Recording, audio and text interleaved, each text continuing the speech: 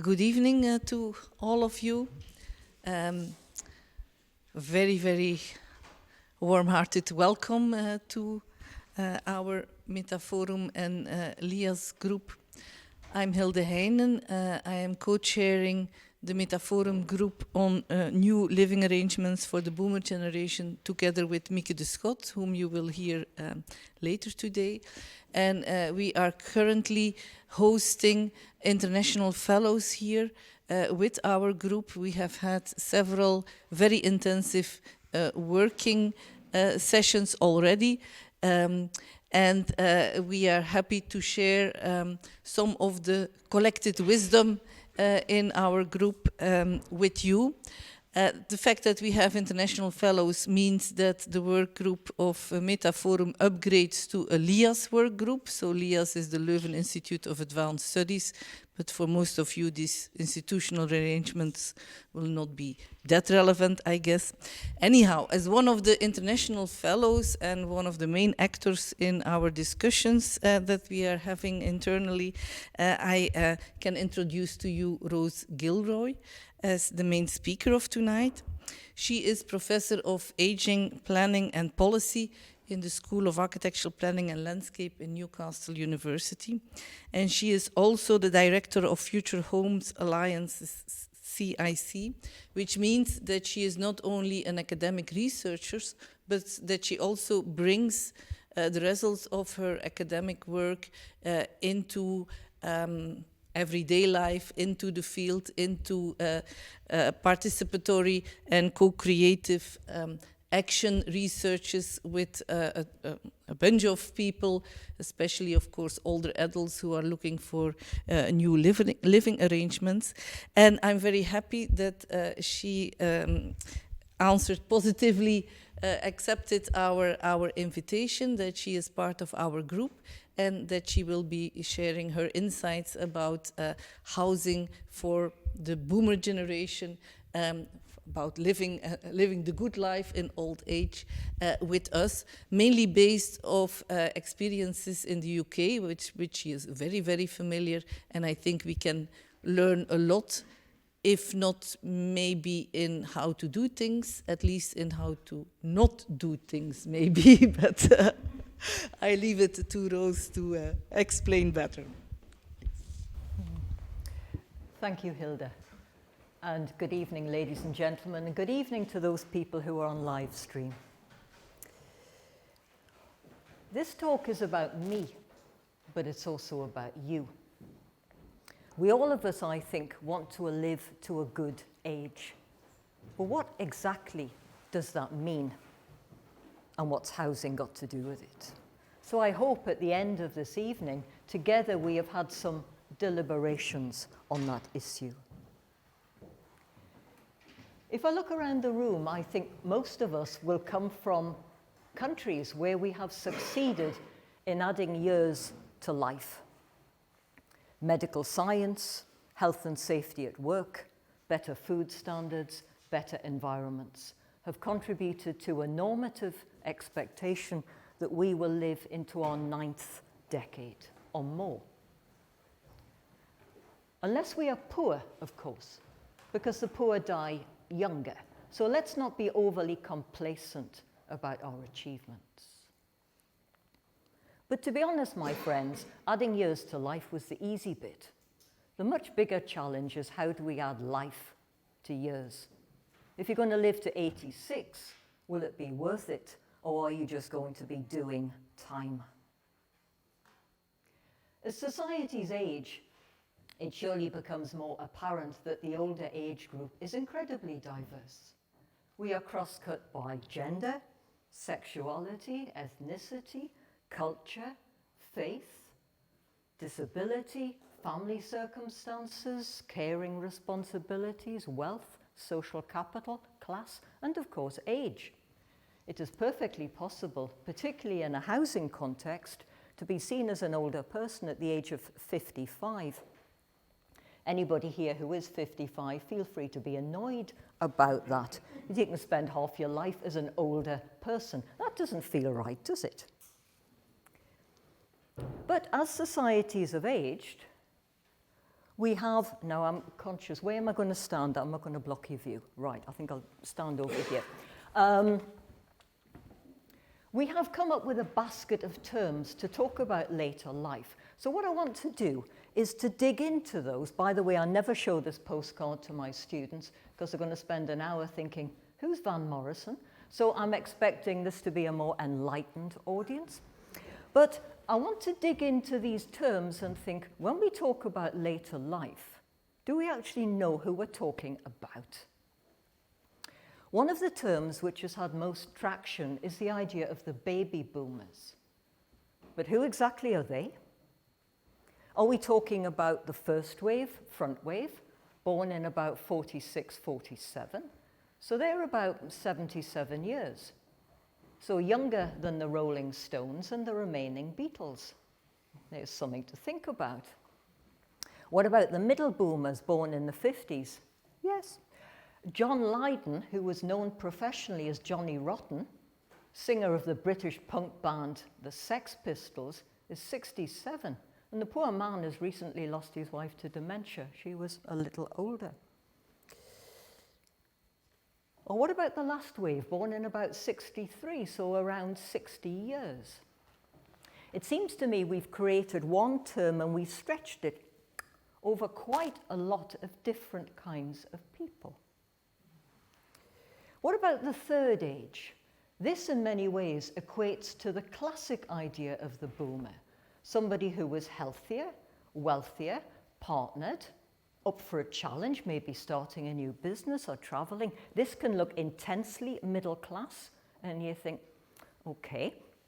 I think one of the issues about thinking about aging and providing a better life with and for older persons is it's very easy to be stuck on the how do we do things for people who've already got lots of resources, physical, social, and financial.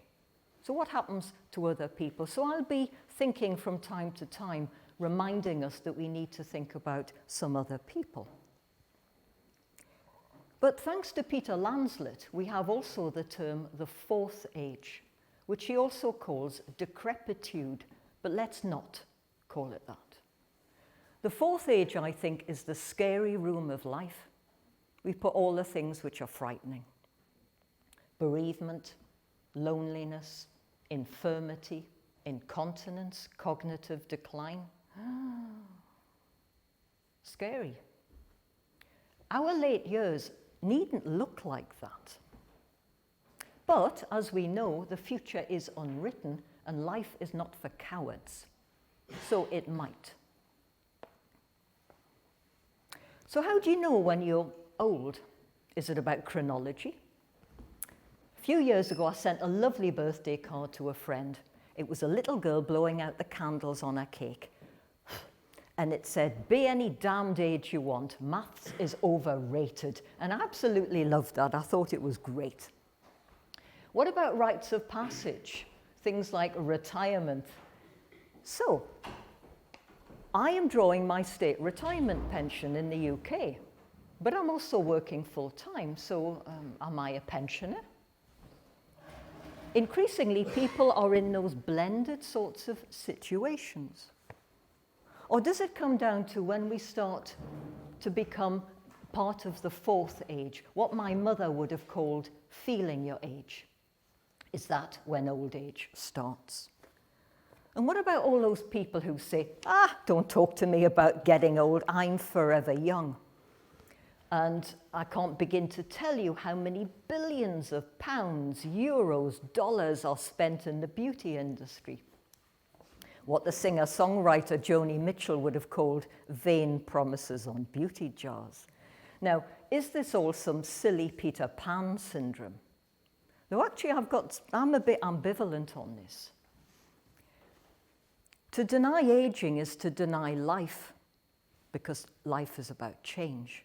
But if we live in ageist societies, which say that older people are incompetent, and the images are of wrinkled hands, well, who would want to identify with that? So what we can take from this is that old age is not necessarily what we think it is. What we need to do is to kick out the stereotypes. Some of these have been formed a long time ago, and they are still informing our service and housing offer. We need to rethink what is later life, what are the needs, and more importantly, the aspirations of a changing group of people. How do you appeal to an aging punk rocker?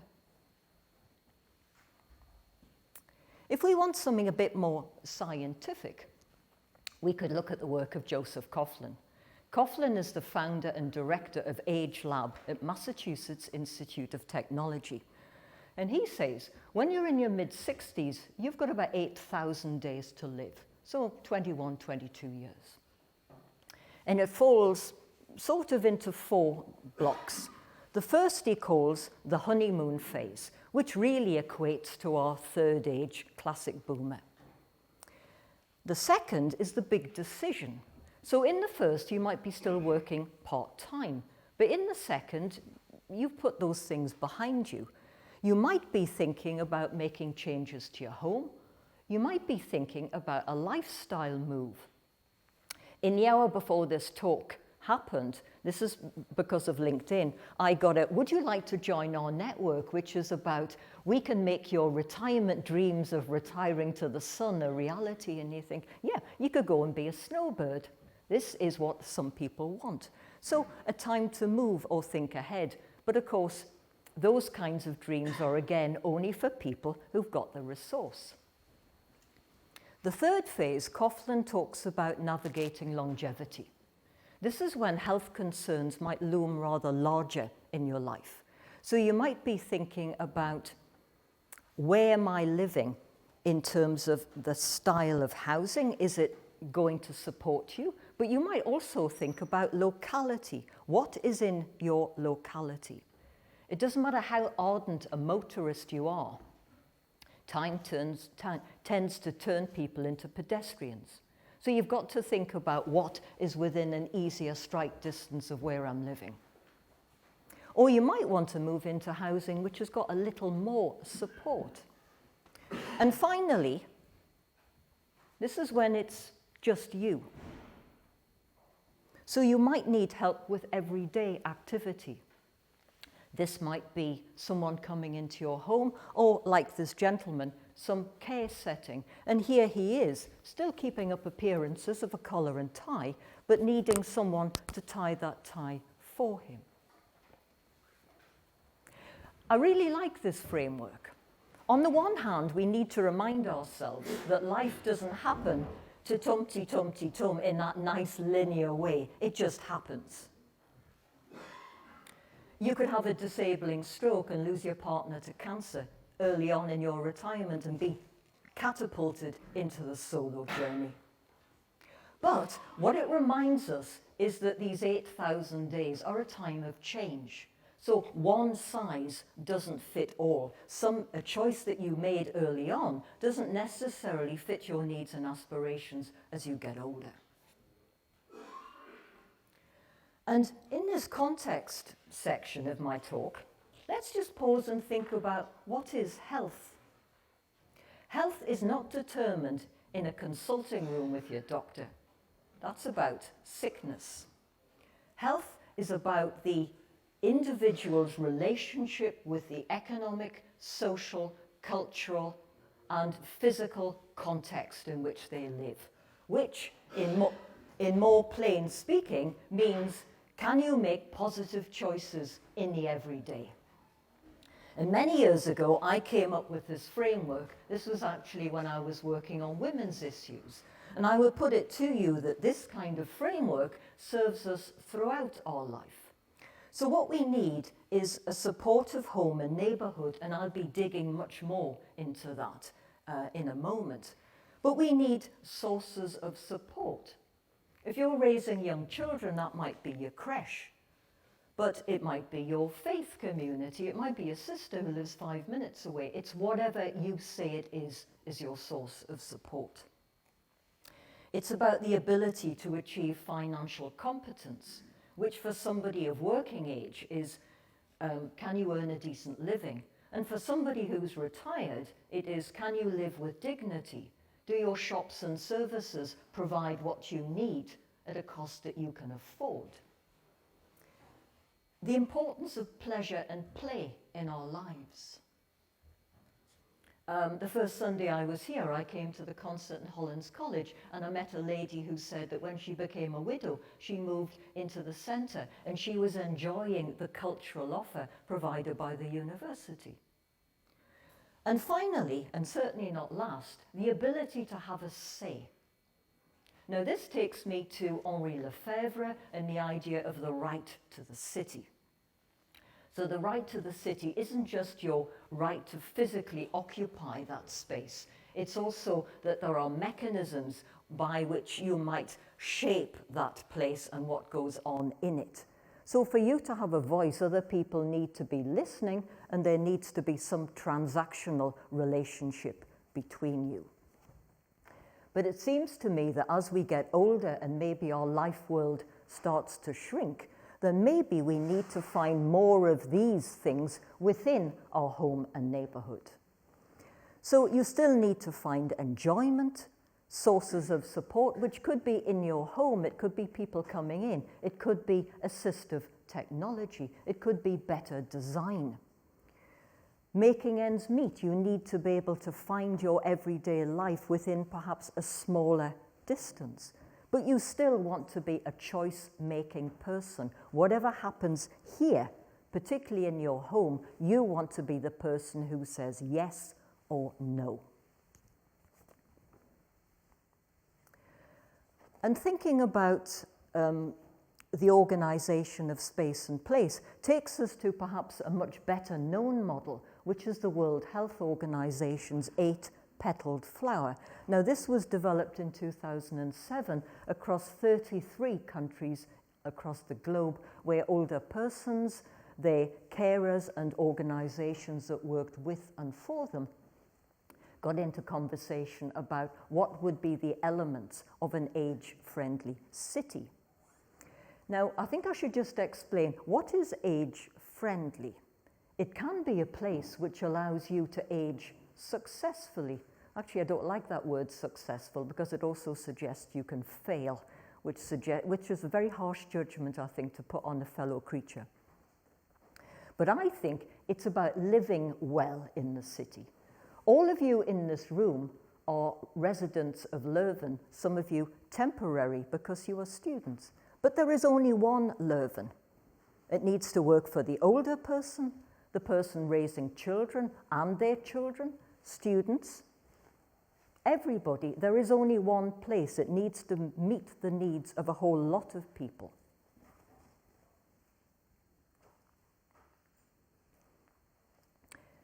World Health Organization's model has been a catalyst for a lot of action, and I think, as Hilde was saying in her generous introduction, I'm the director of Newcastle's Age-Friendly City, so together we are promoting the voice of older persons and trying to promote action which would support living well in place.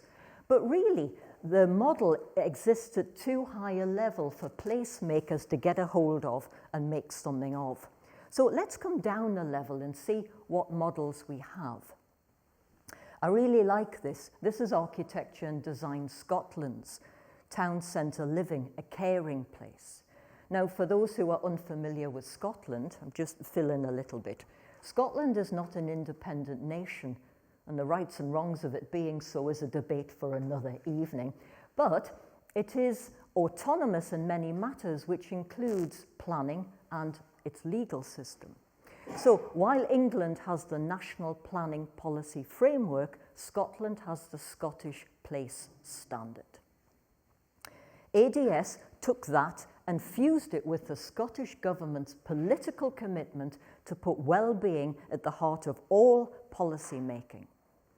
And they said places need to be caring. And I really like this because it's expressed in human terms.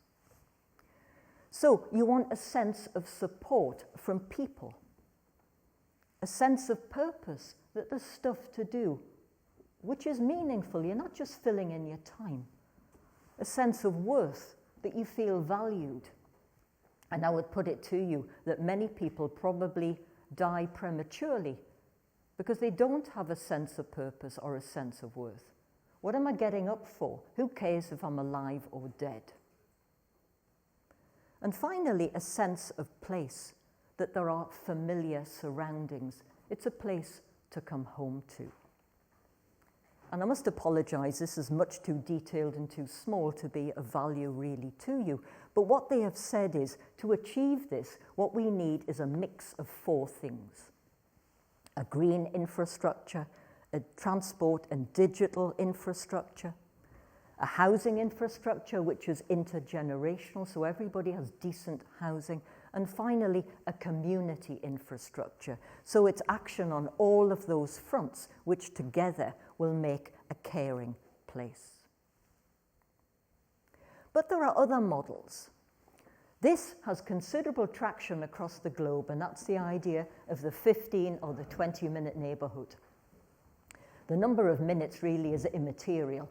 The idea is that within a short distance, hopefully taken on foot, but possibly by bicycle, and if you really have to, then by motorcar, then you've got all of the things that you need. And this equates really to my everyday life framework and also to a caring place. So you've got green space, you've got housing options, you've got facilities, amenities, including health and all the rest of it, and education. And I've added a rather cynical comment. It's fine, but it's another middle-class option.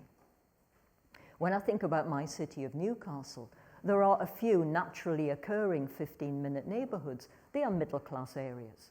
People there have the level of income to support a range of retail, a range of restaurants, wine bars, places to have a coffee, etc. But there are other places in my city where you have a degraded environment, a higher crime rate, there wasn't a lot of shopping, and some of that has gone because of austerity or COVID. The green spaces are perhaps vandalized. Yes, there's a transport network, but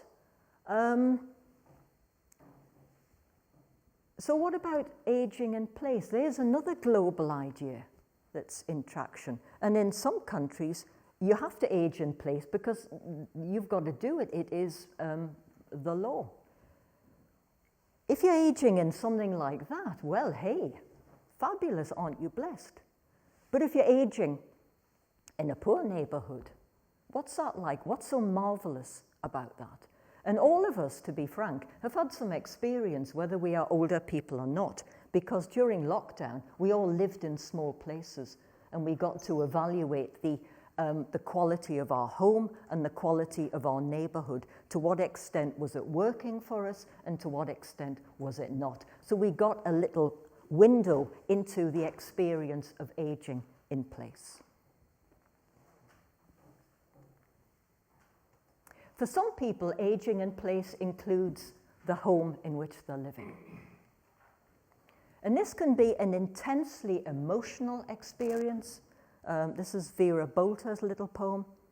I'm part of my house is part of me. If I lose my house, I lose part of me. The lovely work of Graham Rolls when he talks about somebody wearing their home like a glove. I absolutely love that, this idea that it's almost indivisible. You become part of the structure and it's embedded in you. Joe Coughlin talks about marriage, mortgage, and memories cementing people into a particular place. But again, in the spirit of accept nothing, question everything, is this still got the same traction? Many of us now are much more mobile, and there's an expectation it will be more mobile throughout our lives. We have packed up and put out our home in many different settings. So is this something which has still got that, that deep emotional tug that it's always had? Or is it something which is passing? And indeed, what is it to be at home? Yes, there's the emotional content, but I think part of this also is the idea of environmental mastery. So if you're someone who can no longer get in your bath, or more embarrassingly, you can get in and you can't get out, and I've heard so many funny stories from people about that, Or you can't use your kitchen anymore because you can't do that, and you can't do that, then are you at home? Because your house is screaming at you, you're not competent. Environmental gerontologists talk about person-environment fit. And at this point, you might feel that this is broken. But to be honest, this is not a reason to move house. You know, this is not rocket science. You can take somebody's bath out and put in a walk-in shower or give them a wet room. There's all sorts of things you can do in kitchens now. You can get kitchen cupboards which go on little motorized things which wind up and down your wall. You can have a kitchen a sink that winds up and down. Cupboards that pull out on little casters, you know. These things are perfectly possible. So there's no need to move because of that. But you might live in a house which has got a flight of sandstone steps up to the front door, and there might be a lot of environmental issues which are stopping you successfully aging in place. Which gets me to I'm going to get on my little soapbox here.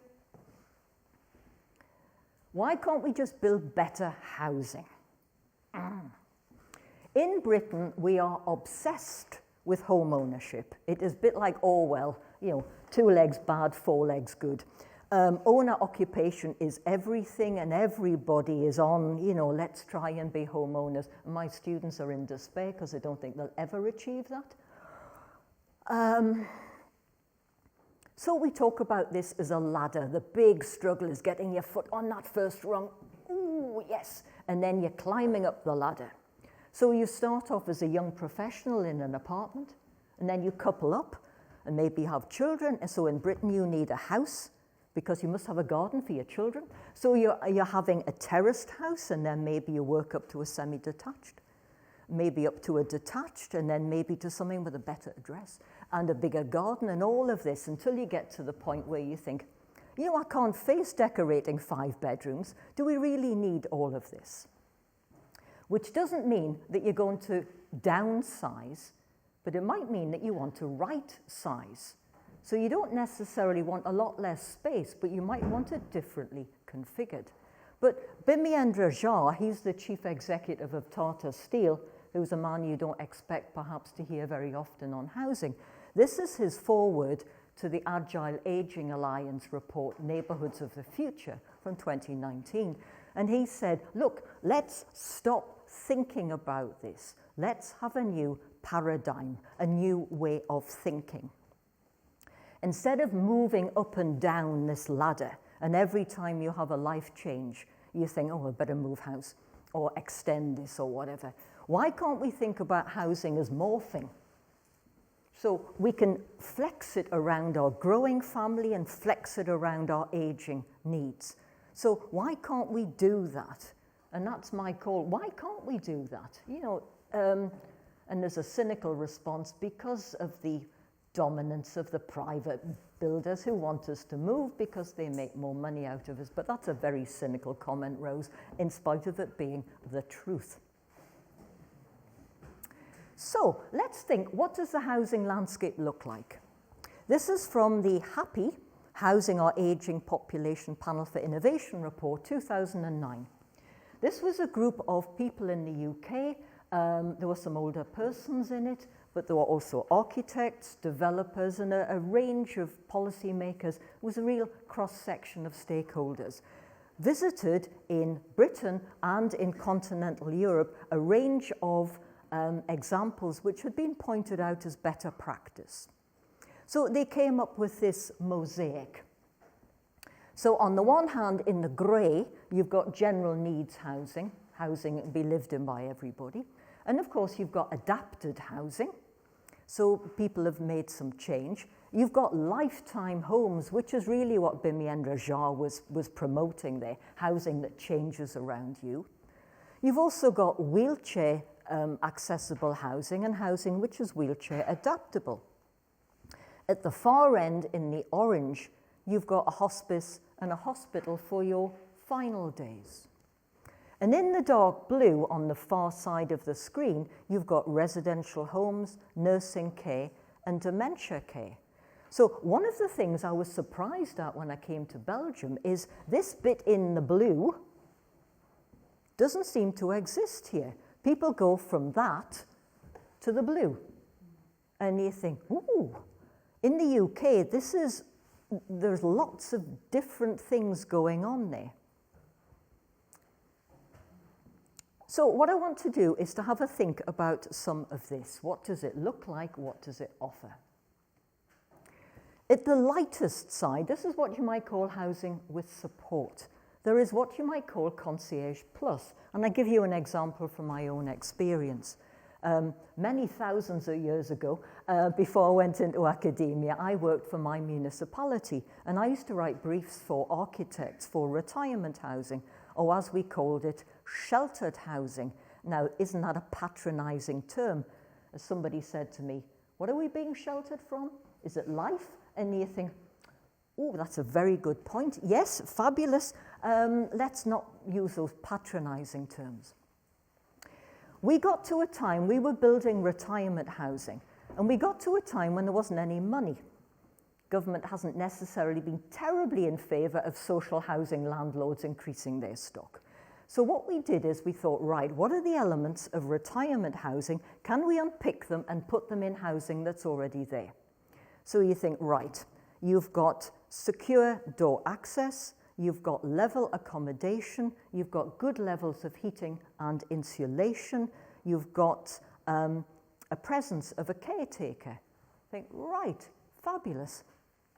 So we looked at our high-rise blocks, and Newcastle had 44 tower blocks, and a goodly percentage were let to persons who I would call post-child rearers, and some of those people were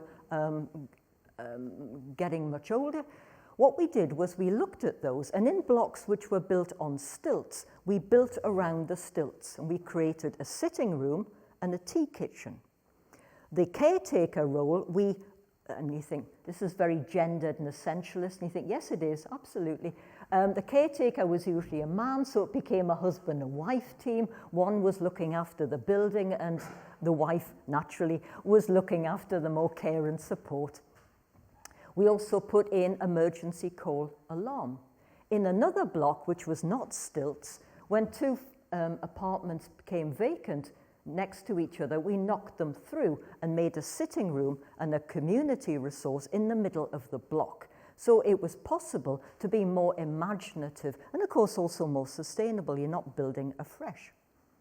If we go up a notch, the most common variant is retirement housing, which is available as social rented and also as apartments for sale. And there's a few developers who really, that's all that they do. These are 1- and 2-bed apartments. I went to a development a couple of years ago, which was fabulous. When you went in the door of someone's apartment, you had a little hall, and then you had a living, dining kitchen with a big kitchen, which was big enough for what we would call an American fridge freezer and your washing machine. It had a breakfast bar, so if you had somebody around for supper, you could be working in your kitchen and still chatting. French doors onto their own garden. 2 bedrooms, one of which was en suite. And this couple I was talking to, the lady obviously had the en suite, and her husband had the other bathroom. And the spare room, they use partly for storage, but also for a PC, because a lot of people think that should be in a separate kind of a space. But I thought, oh, wow. And there was an internet cafe. There was a room with a big screen so you could watch the royal wedding or the coronation or the World Cup. You know, there are some things which are best shared with a beer and a lot of people. But it was great. And you've got a manager, you've got a guest suite. If you go up a notch, you get to extra care, which is also known by the American term of assisted living. Now, a lot of people have got no idea what extra care is or retirement housing, so it is really not helpful to get another set of terms coming in this. I think there's massive confusion about what exactly are we talking about. But in extra care, you've got the same kind of apartment, so you still could be cooking for yourself, but you've also got a restaurant, because a meal isn't just about putting in calories, is it? It's a social occasion. But you have a 24/7 care team who are there providing planned care. And again, you've got guest space and communal space. And above that, really, offering retirement housing, you've got retirement villages. Not many in the UK because we're just a little country. But if you look at the United States, these aren't retirement villages, they're retirement cities. Something like Sun City, which I think came into being just after the Second War, is absolutely massive. And you think, well, that's what happens when you've got a lot of space. And you think, would you like to live in that? And you think, speaking entirely personally, I think I'd rather be boiled in oil. But you know, if this is what you want, this is what you want. And it would be arrogant to say, that's not what you can have. And I think what we need is a diversity of choices. But of course, you might be moving to those places not simply for the physical, but you might also be moving for the social, because you get social connection. But you could have that in other ways. So this is an example of home share. This is a British example, but it's not a British idea. I think it might have actually started in Spain, but correct me if I'm wrong. Here you've got Andy, who's 67, and he's given a home to George, who's 29, who's Romanian. And before we start thinking, oh, well, this is younger people moving in with older people to give them company, this is a two-way exchange. Here's a man who's newly come to a country, who needs a sense of home. He's got someone to come home to, and George has got someone who comes in. So for the exchange of some hours per week, which might be with gardening or whatever, so this is a relationship that works. And this is a small sort of thing in the UK, but I think it's growing. So you don't have to be moving for that social connectivity or to reduce your anxiety. You could actually get that from home. But of course, there are other examples. This is from Lewisham in London, which is a new build scheme. You've got affordable rented living for people aged 55, so feel free to be annoyed about that, 55 plus. But you've also, as part of the development, you've got houses for postgrad students. So they give time and they get a reduced rent. And a rather different example, getting us into the field of personal care, two examples from the Netherlands. One, which is Hans Becker's Humanitas model. And we talk about things being domestic scale. If you ever talk to Becker, he says, oh, get over it. He says, if you've got more units, he said, you've got more money, you can do things which are big, exciting, and memorable. 160 older people.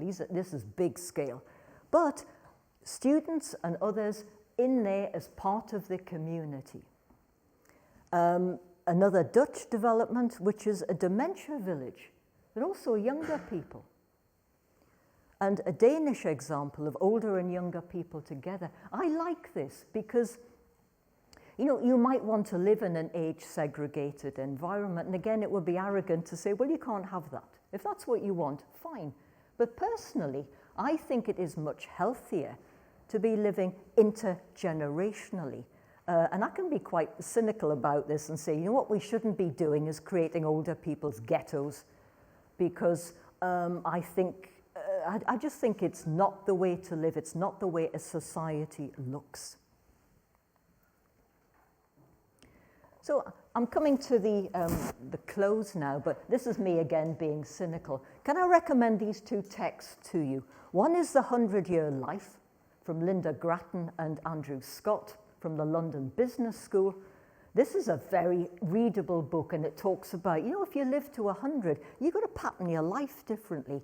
All of this learn, earn, and retire model, get over it. That doesn't work if you're spanning on this lifespan.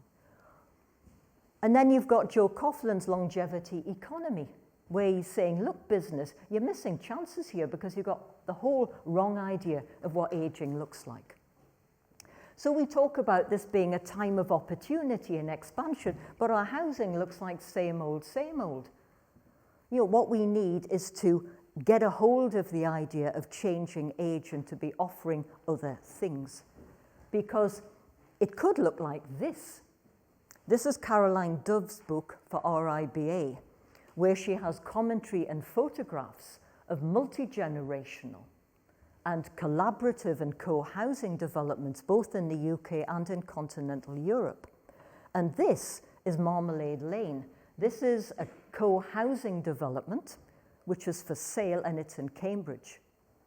It has older persons, it has child rearers, it has younger people. So it's cross-generational.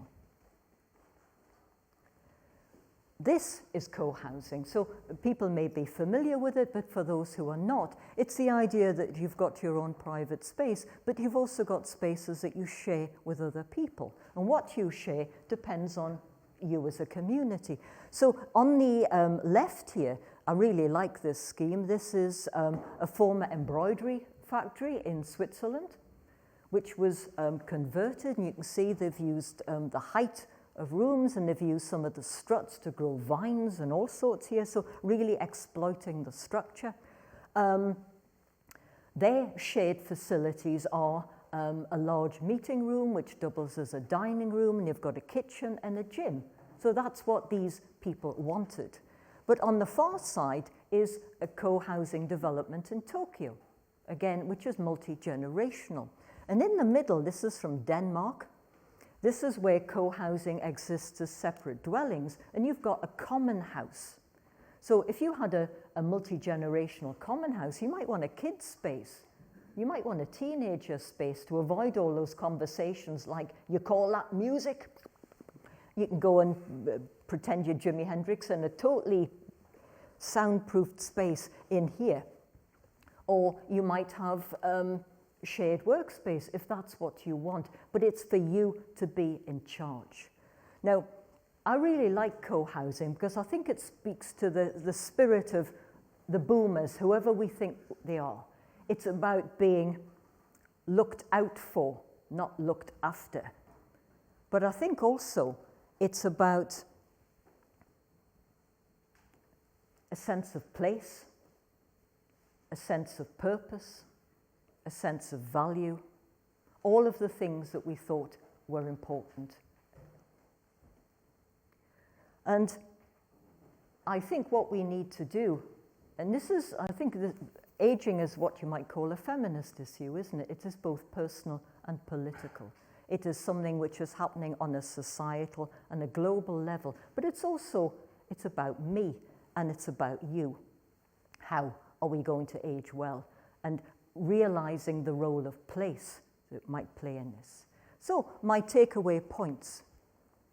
Later life is intensely dynamic and subject to change. You don't just at 65 become, and that's how you are. So, let's kick out the stereotypes and get in touch with reality. Health is determined by the social determinants of our life. So let's recognize the role of place, let's invest in place, and let's think about the role of housing. We could be building better housing which suited us throughout our life, but we're not. But we could make adaptations so people could age well in their place, if that's their choice. But people might also need social connectivity, which you can achieve through a well-established neighbourhood. You could achieve it through services coming in, or through home share, or indeed through moving. And finally, move-on options, I think, need to be more imaginative. We need to get a hold of the idea of aging and respond with, if you want, a much broader offer than we have. So, can I thank you for your attention?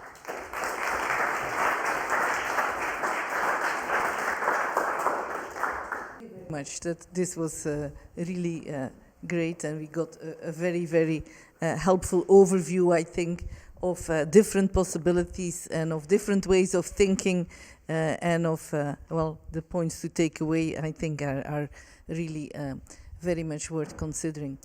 We have two respondents, Mieke Deschodt, who is a research professor in nursing and care at this university. She will probably be the first one to respond, and afterwards it's Pascal De Decker, who is a professor in the Faculty of Architecture, and his field is housing and urbanism. Sure. Yeah. Okay. Good. I will also stand up. It's a bit easier. I like to walk around. So thank you, Rose, for this very kind introduction, and also Hilde for introducing me. So my name is indeed Mieke Deschodt. I'm a very proud nurse, not only a researcher, but in the first place a nurse. And I always used to work on the acute geriatric ward in the hospitals here in Leuven. So that's a bit what my background is. And as a researcher, I mainly focus on models of care, care organization, how to take care of frail older people. So especially in the acute phase. So that has always been my focus. And as a nurse, I focus then on what are the roles of nurses, of advanced nurses, to take care within these multidisciplinary teams for older people. But during COVID changed a lot for a lot of people, and it also did for me. So as you know, there was a shortage of nurses in the COVID waves. And so they were actually calling up on nurses. And I had been out of practice for, I think, almost 10 years. But still, I felt the urge to go and help out. And the nursing home, the local nursing home, asked for nurses to help. So I went to offer my services. And I worked there for a month at the COVID ward. And I must actually say that changed a lot. It changed my research perspective, because I'm now doing research in nursing homes.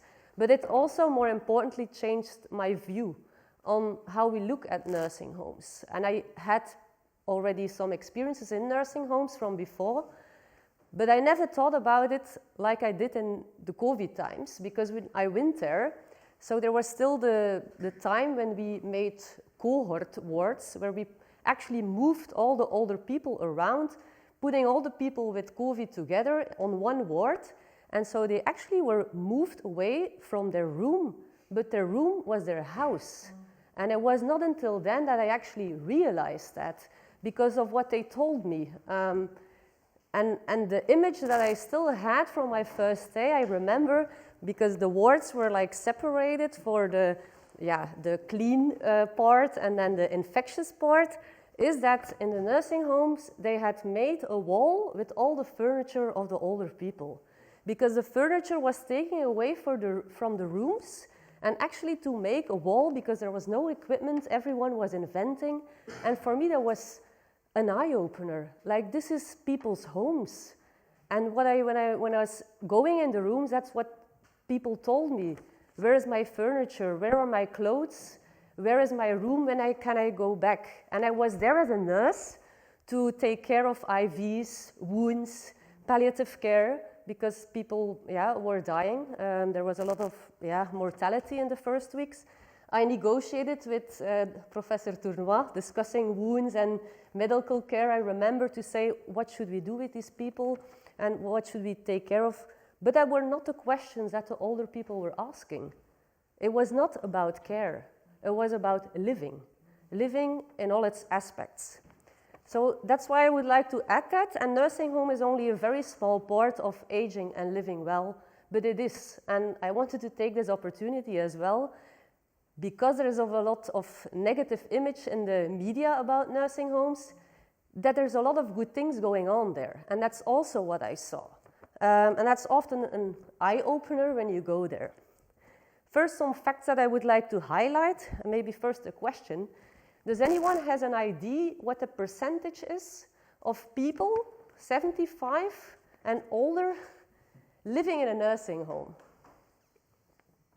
About 4%? Yeah, very low, indeed. But still we get the idea, if you see the media, that it's more. And it's actually only around 5%. That's still a lot of people, and we should pay attention to that.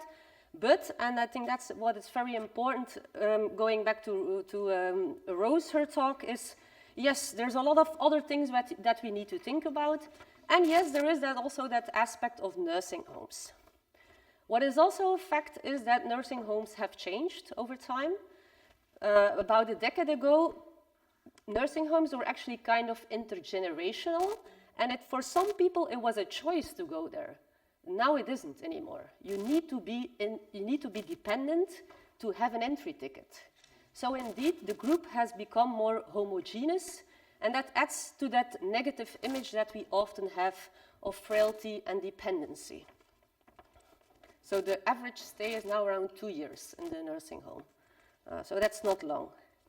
In contrast with that, and that's very interesting, in Belgium and Flanders, the policy has also shifted.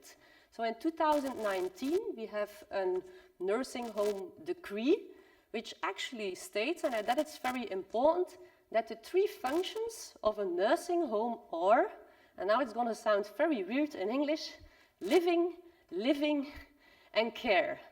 Which actually in Dutch, I will translate it, it's wonen, leven en zorg. And it translates the same in English, but I think that's actually a good thing, because it points out that living is probably double as of importance than caring. Although we as care workers, me myself included before COVID, go in with a caring perspective. And that is in contrast with the actual need of people living there. So that being said, I think that's important, and I want to highlight that as well, that within the nursing homes, and we are often in contact with directors, there is a shift in vision. There is a shift towards living is important, and they are changing. That is the case. So there is an openness towards going, for instance, from large-scale nursing homes to small-scale nursing homes or living units. The challenges, however, are often barriers that affect that you have a building standing there, and that the architectural possibilities are not often there, so that takes time. So the speed of implementation of a new vision in terms of living possibilities is often a barrier. What I also see is that there's also the multifunctionality of nursing homes is also there. So we have put a lot of investment in putting new functions in nursing homes, a restaurant, a playground, so to go for that intergenerational perspective and having multiple functions to change that vision. So indeed, I want to say nursing homes can be an option, but they should also not be the only option. And I think you highlighted that as well in your talk. It's only 5%, but it's more homogeneous than it used to be, but it's still a lot of different people with a lot of different needs. And that is true that if you go to the website of the Flemish government, you see indeed that they actually literally say, well, you have to try to live at home as long as possible, and if that's not possible, you go to assisted living or a nursing home. And as you said, these middle options, they are rare. They do exist in Belgium as well, but we do not know about it, and people do not know about it. There's no list, so it's individual initiatives of people trying to find solutions. But it means that there's no vision behind it, and I think that's my main call, that as a society, that's what we choose. We choose what is a priority. We choose what the vision is. We choose the value of older people in our society, and that's where we can make a choice, taking into account that the implementation takes time, but vision needs to be developed right now. So 3 main messages that I want to finish off with is, first of all, what can we do within the nursing homes in view of aging and living well? There's a lot that we can do and are doing. Second, then, how do we fully integrate the nursing home within the society, taking into account the principles that Rose has highlighted? And third, what options do we offer? Is the nursing home the only option, or what are we ready or willing to do as a society to make it not such a black and white decision? So, thank you.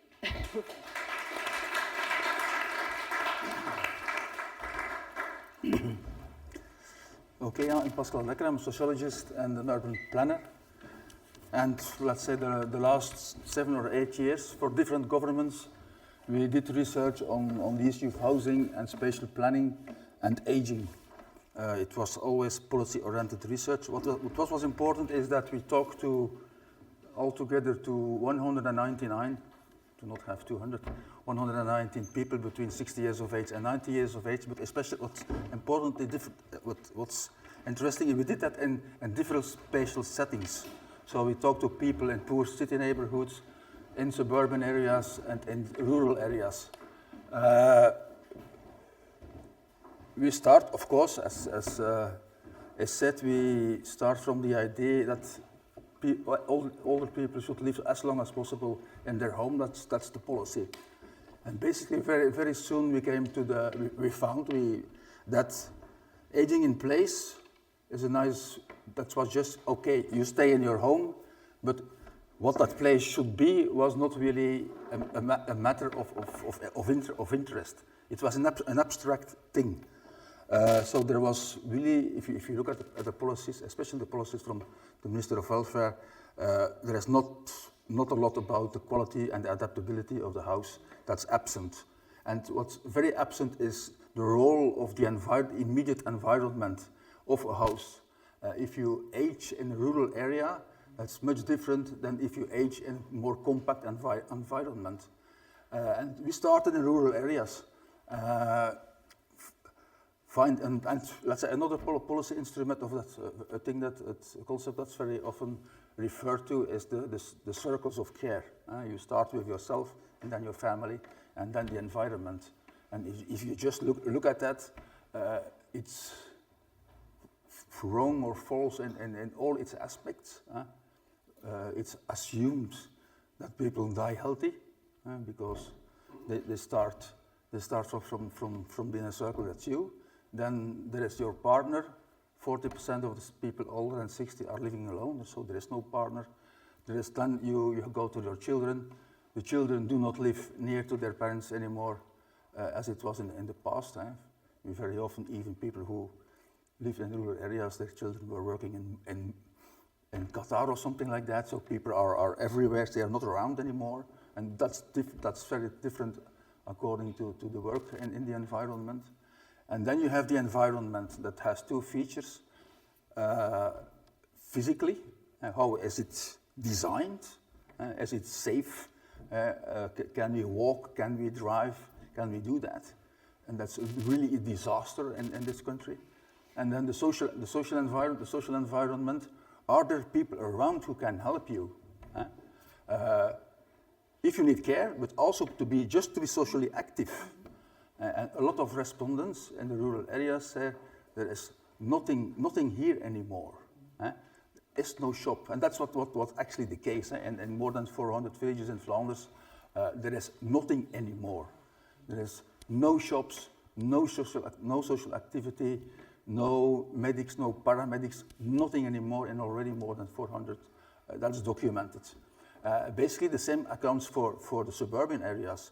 There were, we are notorious bad spatial planners, so you will find houses and allotments everywhere. Yeah, they are there in areas where there are no services.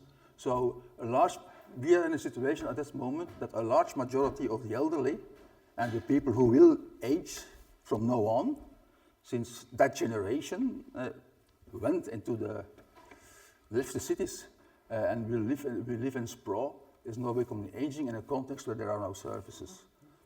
So if you look at it, so at some point in time your own mobility can decrease.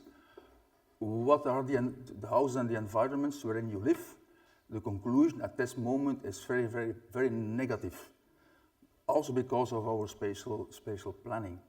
And it's also interesting to looking at the cities, since the bigger cities, since all the things happening over there. We talk to poor older people in the cities, and then two things came forward. One was gentrification. If neighborhoods where they're living are gentrifying, they're becoming more expensive. The coffee they want to drink is double double priced as than before. And there is also migration, what leads to alienation, because they do not understand. There are ethnic shops, but they can't deal with that. They do not understand what's on the labels of the food and that kind of stuff. So partly, at least the situation, I'm very pessimistic about that. The situation when we are now, due to a combination to focus solely on aging in place, in the combination with our spatial planning or spatial non-planning, in combination with the separation between housing domains, the spatial planning domains, and the welfare domains, In short term, I think we cannot change. It will become very difficult. We have now, basically, we have very little supportive neighborhoods at this moment. This all sounds depressingly like. It's depressing, yes. You know, Yes, the more very you often, travel, yes. the more you find things which look very much like home, which is not Yes. a good thing to do. Yeah. Yes, I'm very pessimistic. Ja, dus dit is altijd. Het is gewoon zo. Door de ramp. Very much, Pascal De Decker and Mieke Deschodt. I think we are opening the floor now to other participants and the audience. If you have a comment or a question, you are very welcome. Please. Thank you very much, all three of you, for the excellent discussion and also reflection and also absolutely content-rich talk of Rose. Rose, I have a question for you regarding your passion and positive response towards co-housing. Obviously, the literature supports that is a good, and evidence-based, obviously, evidence-based solution is for housing. At the same time, I wanted to say something about dark side of the story, which often hasn't been discussed. How do you see that? You know that these co-housing or these typologies of living with care are also not ideal, not for everybody, even for people who have chosen for that. And aren't we idealizing this kind of solutions? How do you see that? For that question, Marcy. I think you may be right. What appeals to me, I suppose, is the spirit of it. This idea that it's, I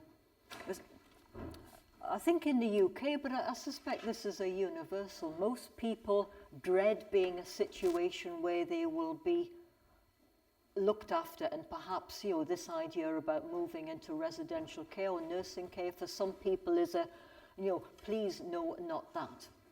This idea, rightly or wrongly, that you will stop being someone who makes choices for you, that you will be in the hands of other people, and that being, having a loss of identity. So that, I think, for a lot of people is to be avoided. But I think the thing about co-housing is that you can have a sense of purpose. You know, there are people who rely upon you. You have things to do. But I do appreciate also that, the one I'm most familiar with is the one in London, which is by the Older Women's Co-housing Group, which is usually shortened to OUCH. And they development, which took 15 years of talking. Some women went to their maker before it was a spade in the ground. Of course, this is London, trying to get a site and afford it. Ouch, really difficult. But they've got numerous committees and things. You can be on loads of things, and I suspect, you might get to a time where you think, just leave me alone. I don't want to be bothered with any of that. So as you rightly say, it may be a choice that appeals to people.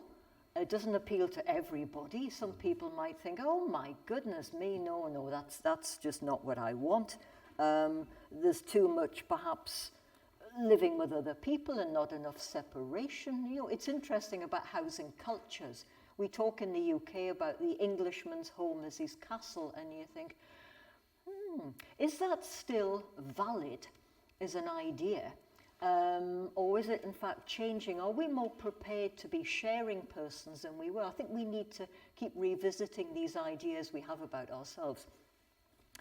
So I think it's not for everybody, but I think there might well come a time in your life when you think, well, yes, I loved it, I thought it was great, but now enough. I want to move on and make changes. So what I would really like to do, and you possibly have done the research here and I haven't, is to explore what is an older person's journey and experience of living for a long time in co-housing. do you eventually get to the point where you might think, I want to make another choice? A bit like Coughlin's 8,000 days. You come to a point where you think, that's no longer fit for purpose, show me something else. And I do underline it. What I wanted to express was the people who haven't any choice. What happens to them? I'm explaining my question. You see, I had this gathering together with 100 people who are running these kind of co-housing projects in the Netherlands. I mean, it's one of traditional living conditions and living forms in the Netherlands is co-housing. So they sat together and I had the pleasure of talking to them. And during my talk, I asked what happened to people who, suffer from dementia. What happens? It happens to many of us, right? Some literature says, 5 of 10, right? And then the question was, can we rely on, because it's all about relying on each other, right? Co-housing. And what happens to these people? In all cases, talking about 100 different co-housing projects in the Netherlands, in the whole country, and for just one organization said, we make the situation, change the home organization for this very person who could stay and who could live there. But the other situation, the people with dementia have to move. They chose to be in co-housing. They relied upon each other, but they have to move.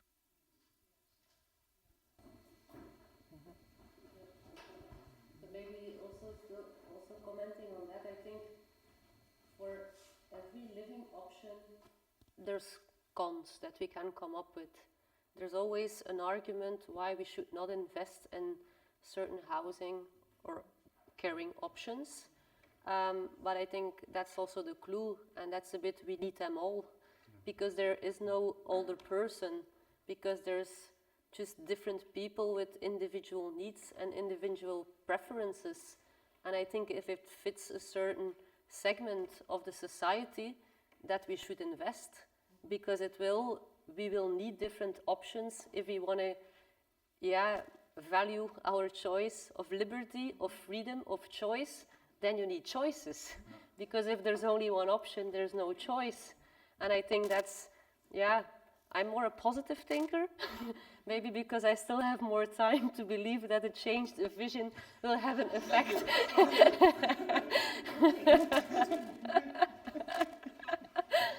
No, but I think I'd always try to look at it from a positive perspective and seeing what are the opportunities in each housing option, in each caring service option.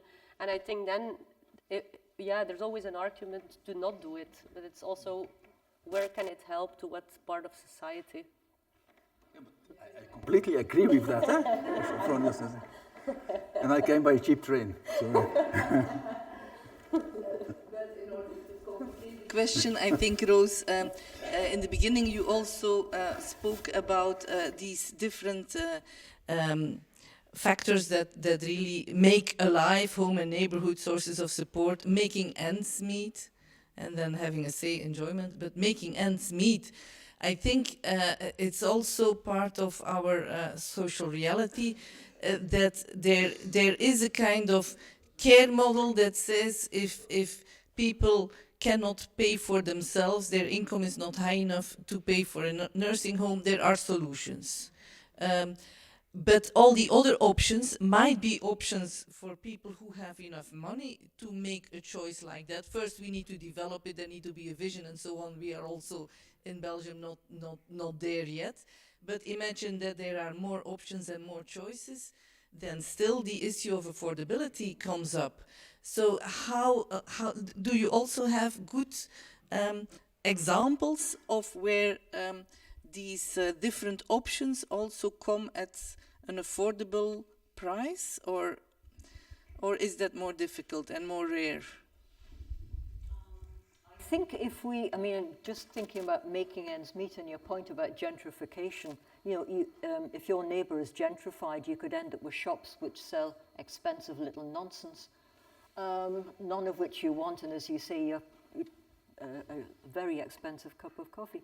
But if you're thinking about, say if you're thinking of move-on housing options, say there is a normative expectation of owner occupation in the UK, and if you look at the older age group, certainly you look at the over 70s, I think owner occupation is about 70%, and it's 60 odd. The problem comes for people who are are in their 40s. You've got a higher percentage of people who are in private renting because they couldn't afford to get into home ownership, and if you haven't got into it then, to be honest, you're not. So what are your options? We need to develop more rental options for people so they can move on to that. But if you're looking at, so there are more rental options in the retirement housing segment than there are owner occupation at the moment. And I think it's an interesting issue. To what extent is tenure still important to people in later life? Because I know people, though it's only anecdotal, who've been homeowners.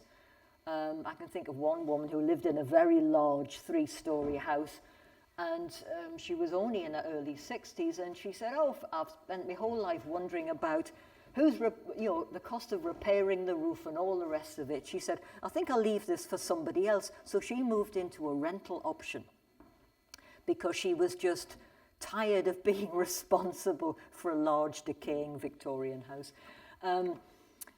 But, is tenure important to people? But if you're looking at care options, the state will support people who can't afford, but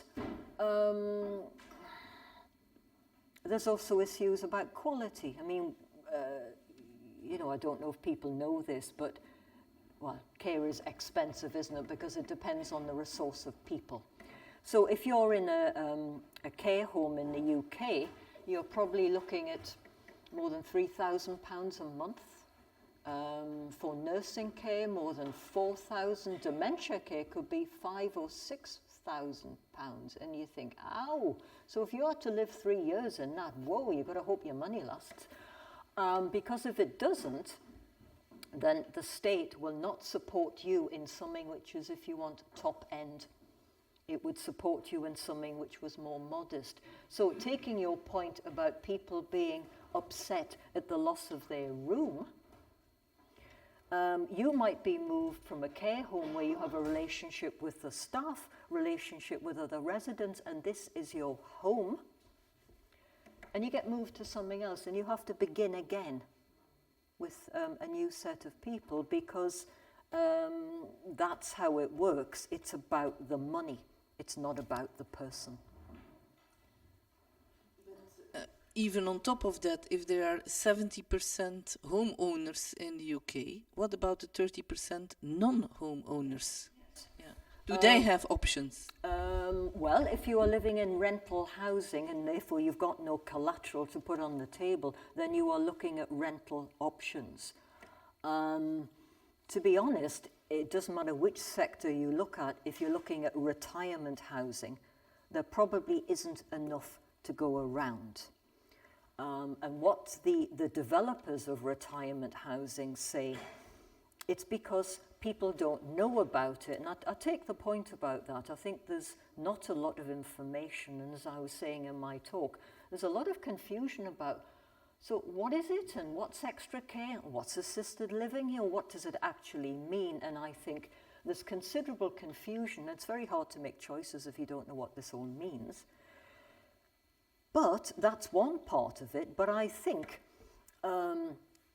if you go into the average, I was talking about these 2-bed units, which I've seen, which actually was social housing, and you think the innovation is happening in social housing.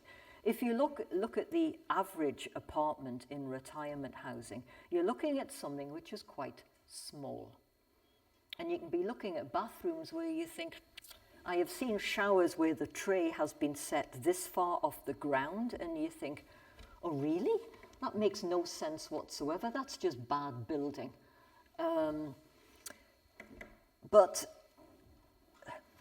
the issue is, and this is again, it's about ageism and stereotypes. An old life is a small life. So you just need a small amount of space.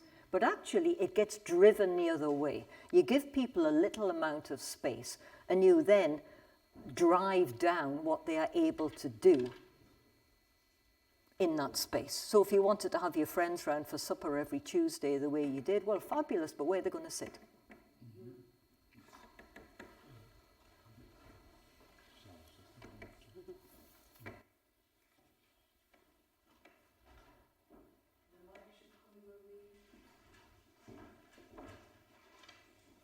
Thank you, Rose, for your excellent talk. I was just wondering, because you mentioned in your presentation, like we should rethink housing, aging in place. If you were the one to be giving advice to policymakers, what would be your number 1 or number 2 or number 3 priorities you would give? Question, maybe? Yes, okay.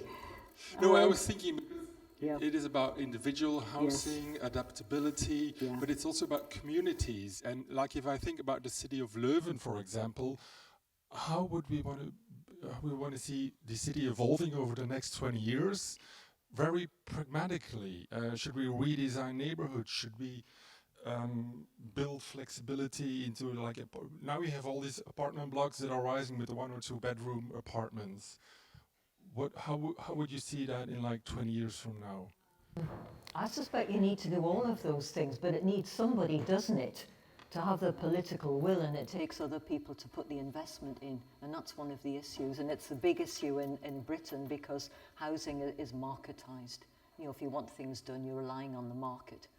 And to be honest and cynical, you know, I'm a very positive person, but I have been known to have moments. The big builders in the UK are making massive profits. And if you're making a massive amount of money, there is no incentive whatsoever to do something different. If it's not broken, why fix it, is the model, isn't it? So I think, I suppose it comes down to, at the beginning, where is the voice of individuals in this? And one of the things I see, which I saw with great pleasure, is the changes to the town hall will create, by the end of this decade, what I would call an urban room. So there would be a place for citizens to get into conversation with policymakers and architects and other people. So we thought, right, why can't we have a big conversation about aging? Because we're all invested in this, no matter how old we are. And if it isn't something that's apparent to us, it might be to our parents or for our grandparents, people we love and care about. So why can't we have a big conversation about what should our city look like and how do we make it fit for purpose for small children, for adults in various circumstances and older persons? Let's start with a conversation. We don't take action until we know what are the ideas out there and do we actually know those things? But there must probably be a more ideal generic model to do that. That would be the same for Leuven as for Newcastle, as for Edinburgh. Yeah. How would you see that? Well, I think what you need are neighbourhoods with a range of services, and you think, right, so how are you going to put them in a disadvantaged neighbourhood? You think, right, now that's the big challenge. You will reduce poverty and inequality. Oh, that's dead easy, isn't it? In Britain, you would give people decent wages so they can live with dignity and not go to a food bank. Britain is not eating. Marvellous, welcome to Britain in the 21st century. And if you are on benefits, then can we have a return of humanity to our welfare benefit system? Because that has gone and we've ended up with a much more American model, which is hard. And if you are living on benefits, you are having a hard time in my country. So I think you need to make changes to that, because without income levels, you can't keep those resources going. And you think, now that is a big challenge. How do you end poverty? Think, oh, well, yeah, okay, I'll do that by the end of next week. So you have to, wherever you are living, there needs to be a reasonable range of services there. And then you need to have transportation to link those things to the next range of services. You wouldn't expect to find a hospital in your neighbourhood, but you'd expect to have an easy journey to find it. And then you need a range of decent housing which supports people at a range of generations. None of this is easy. You know, all of these societal problems are mired in complexities, aren't they? And you pull one little bit of this, and you've got to make a whole lot of other things happen. There's also a question from people following the Sure. live stream from the VUB. It is about the precarious groups, financial precarious groups. They are mostly interested in qualitative housing and not so much in, at first place, in collective housing or in housing in solidarity, the co-housing project you suggested. So are there experiences from the UK? How do you match these things? So it's not so easy to create qualitative housing and afterwards make it a kind of solidarity project. But are there good projects there in the UK that you can refer to? I think there's less politics around collaborative and co-housing. I know in many countries, you know, this is part of, if you want, a stance, a way of collecting yourselves. I suppose this is political with a small p in Britain. Co-housing, collaborative housing is often thought of as, well, yes, that's just another middle-class option. It's for people who've got a property to sell, who've got the social capital to engage with others, know how to reach consensus so you don't end up fighting with each other all the time.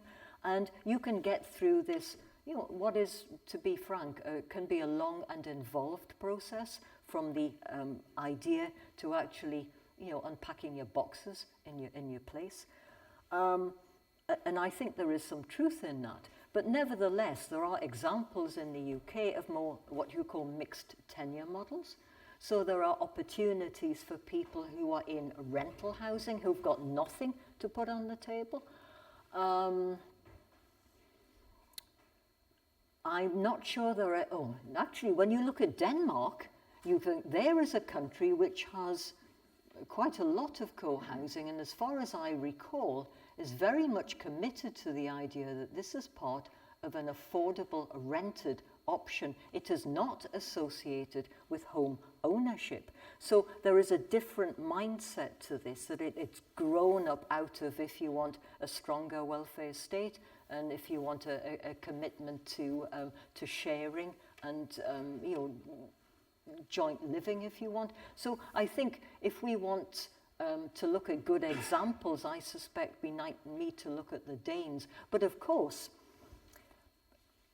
much depends on context. If I think that the Danish model is excellent, you think, right, but can I dig that out and transplant that into a UK soil? And the answer is possibly not, because it works within that context. And to go back to Massey's excellent question, one of the things which has been suggested about co-housing is that maybe we ask too much of it, particularly in the UK, where much of the, if you want, societal structures are being eroded because of this neoliberal ideology.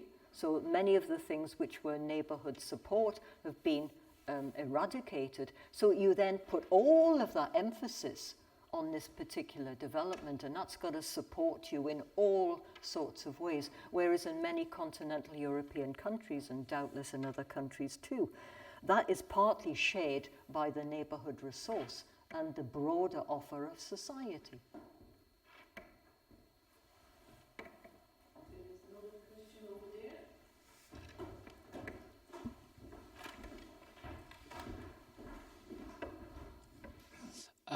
Well, first and foremost, thank you all very much for your presentations and your answers to the previous questions.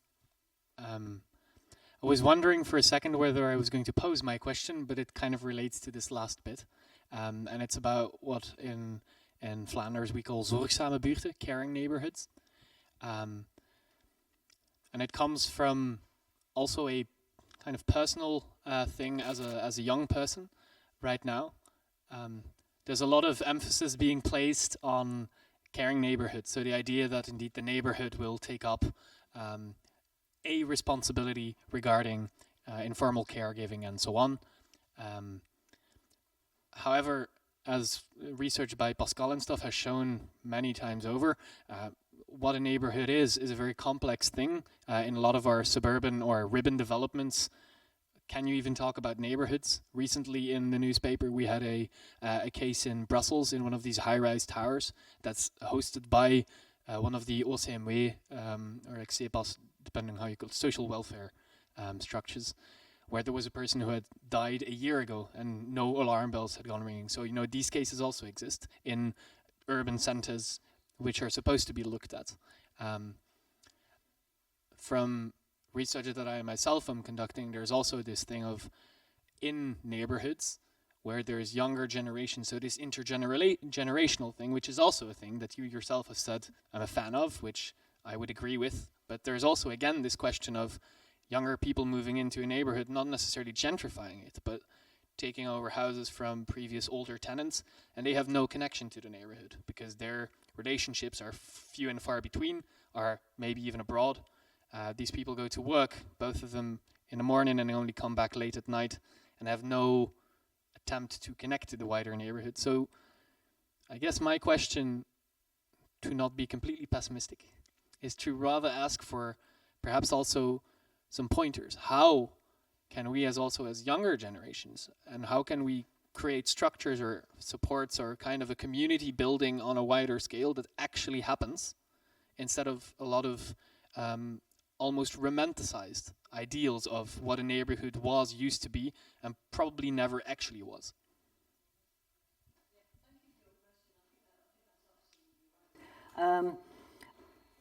I think many of these concepts can be romanticized, and you think, are we harking back to a real past, or is there some imaginary? But you're right, and as Pascal was saying, you could find that your neighborhood is now, there are people who are Polish or Algerian or something living next to you, and you might get on very well, but you have a limited exchange maybe with those persons until you get to share perhaps a language, or you might feel threatened. You might feel that your place is becoming not your place anymore. It's been taken over by people with different kinds of ideas, different faith, different cultures. So, and it's the same with neighborhoods. Newcastle is a student city, and one of the rubs and tensions is students moving into areas and keeping their neighbours up all night with parties and things and dumping their rubbish in the street, and basically people thinking, students, and you think, yes, and these same people are supporting the fact that there are 3 supermarkets in this neighbourhood and there are lots of restaurants. So with the bads come the goods, and you've got to keep these things in balance. So I think you're right. We need to realize the complexity of a place, and if your tale of somebody dying behind a locked door in a tower block, we can improve is not at all the word. There was a scandalous case of a woman who really was invisible to her neighbors, was not known, and I think she had died 2 years before, and this was a social housing block, and her neighbours were saying to the landlord, there's a terrible smell from here. What's happening? Thinking, is it drains? Is it what? And the landlord shamefully ignored it all and did nothing. And eventually, this door was opened, and yes. So these things happen. I'm also thinking about Japan. Japan is a super-aged society. In Japan, and I don't know what the numbers are on this, some people, older people, commit petty crimes so they can go to prison. Because in prison you have structure, you have meals, and you have company, and you think, that is a terrible indictment of a society. If somebody's life is just emptied out, so this is what they do, and you think, God bless us from ever having a society that looks like that. So I think when we look at age societies across the world, you can look at some aspects of Japan and think, let's not. You know, this is not where we want to go. But in answer to your question, I think there's two things that occur to me. Certainly in my university, there's a big, what's the word? Not community development. Students volunteer for different things. So students work with, say, children with learning disabilities. They go and paint ceilings for people who can no longer get on a stepladder and do it themselves. And there are a lot of, if you want, good neighbour schemes which are generated by the university for students who are living with persons of all ages in neighbourhoods. And there's a lot of investment in that because the university wants to be seen as a good neighbour, not just as a blasted nuisance. So, you know, how do we improve neighbour relations with our people? But the other thing is, and this is perhaps a little stranger, but there's all sorts of ways, I think, in which you can promote community. And what I was going to talk about were play streets. A play street is a very easy thing to do. You just ask the local authority if you can do it. You need to tape off your street, and you need to tell everybody that between this time and this time, there are no cars to move, and the whole of this street is going to be a children's play area. And you think, well, you've got playgrounds for that. You think, yes, you have. But if it's a play street, what can happen is that everybody on your street can come out and play with the kids. Older people might come out and make tea, or I've made this chocolate cake, or whatever. So it's an opportunity for a whole community to get involved in something around children, but it's about community bonding. And I've seen quite a lot of research about that, where people have said, well, I knew Mrs. Smith, I knew her to say, good morning, isn't it a nice day? But that was the limit of it. But now, I feel I know this lady much better, and now we're going to do more things as a street and as a community. So I don't think these things need to be expensive. I think it's about a little bit of imagination.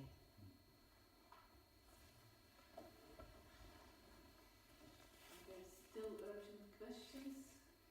One from the live stream as well. So from the University of Hasselt, there's a question, shouldn't we trigger future older people on housing and well-being as well in an earlier stage, renters and homeowners?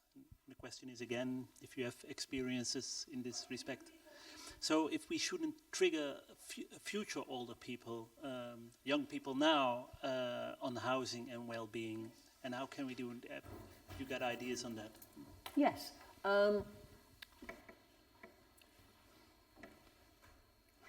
I think we kind of fall into two groups. One is people who are preparers and planners, and who are thinking, you know, they will make change to their home or to their location. As you say, if you're living in a rural place, you might have moved into that when it was a pub, a school, a shop, and all of those things. And over time, they've disappeared. And now, if you can no longer drive, you're under house arrest. So you think, right, okay. So you then have to move into a place which is better connected, but then you give up all your neighbours. So that's not a good choice to have to make, is it? So there are people who are planners, and there are other people who are simply in denial. You know, it's not going to happen. And of course, it may not happen. And I suppose one of the problems is, if we were psychologists, we would say, it's not easy to connect our current self with an imagined future self. And I suppose those who have older relatives who are seeing how are people aging, which of course is not necessarily a model for yourself, you get perhaps better insights into the issues that you might have and the ways in which that might be supported by place and by housing.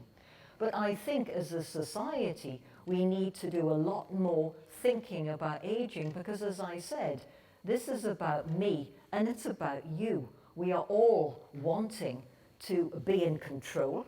We want to have the best life we can, and that means having a diversity of choices and information, and sadly it often means having the resources to personally invest in that. So I think we need more information, more conversation, and more awareness of what this actually means. Because too often conversations about aging become conversations about medical issues and healthcare, and it's about so much more than that. I think this brings us to the end of this session. Thank you very, very much, Rose, for your excellent lecture and for answering so generously all our questions. Thank you, the audience. Thank you, the respondents. I think we had an excellent evening. Thank you very much.